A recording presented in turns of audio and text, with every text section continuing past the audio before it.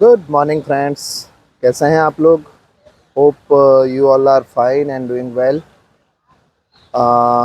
7-8 दिन के ब्रेक के बाद, दिवाली सेलिब्रेशन के बाद फिर से एक बार परिमल से आपका स्वागत है।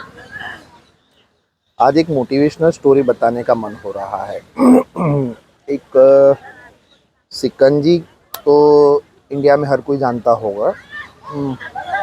एक सिकंजी के ऊपर थोड़ा कहते हैं। एक प्रोफेसर क्लास में जब पढ़ा रहे थे तो ये उन्होंने एक ऑब्जर्व किया कि मोस्ट ऑफ द बच्चे जो है, स्टूडेंट्स, वो ध्यान से सुन रहे थे, कुछ रिएक्ट कर रहे थे। But one of the student he observe that he was completely silent और अनअटेंटिव बैठा हुआ था।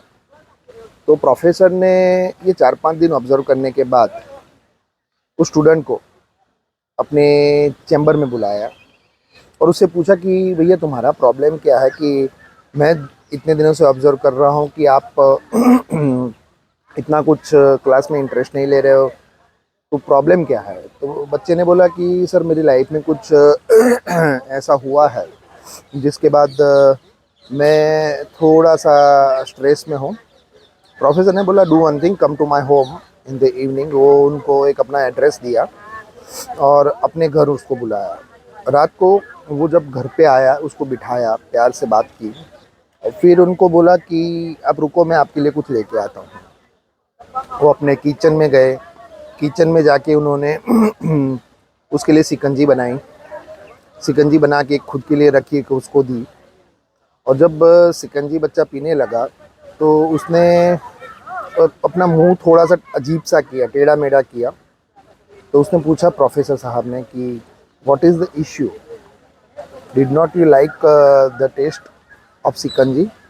तो बोले नहीं सर, ऐसा नहीं है, तुमने नहीं, कुछ हुआ है?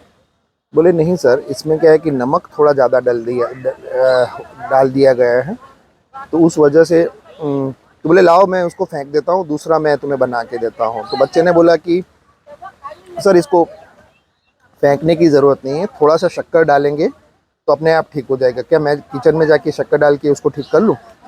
तो प्रोफेसर साहब उसको लेके गए, उसने शक्कर डाली, ठीक हो गया। तो मतलब वो पीने लायक हो गया, नमक का स्वाद चला गया।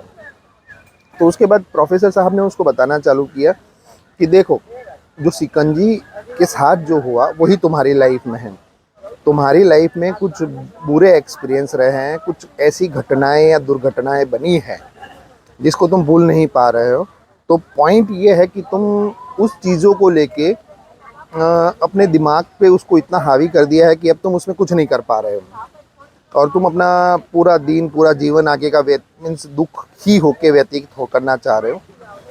तो जो नमक था वो तुम्हारे प्रॉब्लम्स थे, और जो शक्कर तुमने डाल के जो पीने लायक बनाया वो हमारे जीवन में कुछ नई खुशी लाने की बात है, कुछ अपने आप को कुछ ऐसी एक्टिविटी में इन्वॉल्व करने की बात है कि जहां हम खुश रहे, हम उसमें कुछ अपना डेवलपमेंट कर सके, कुछ हमें पसंद हो ऐसा एक्टिविटी में हम आए, जिससे होता क्या है कि हम जीवन में कुछ तरक्की कर सके। तो ये सब बोले हमारे साथ वो चीज़ है कि तुमको ये करने से फ़ायदा ये होगा कि तुम अगर अच्छी एक्टिविटी में तुम अपने आप को इन्वॉल्व करोगे तो उस वजह से तुम्हारा फ़ायदा होगा और जीवन जीने लायक होगा।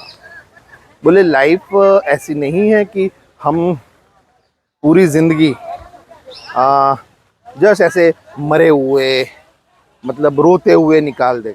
तो पॉइंट ये है भैया कि आप जो अपने लाइफ में जो पल है, जो बीत गया है, उसको भूल के तुम उसको अच्छी तरह से, जो अच्छे पल है उसके साथ जीने की कोशिश करो, तो लाइफ एंजॉयबल होगी।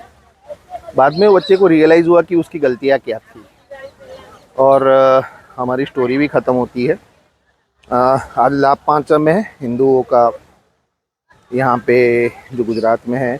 आज से ही बिज़नेस चालू होंगे, इतने दिनों से छुट्टी थी, तो सभी को जो आज से नया बिज़नेस मतलब अपना जो पुराना बिज़नेस था उसी को आज से दोबारा रीस्टार्ट करेंगे। तो सबके लिए उनको ढेर सारी शुभकामनाएं। मैंने भी आज से हफ्ते की 8 दिन की छुट्टी के बाद परिमल में दोबारा वॉक करना चालू किया है।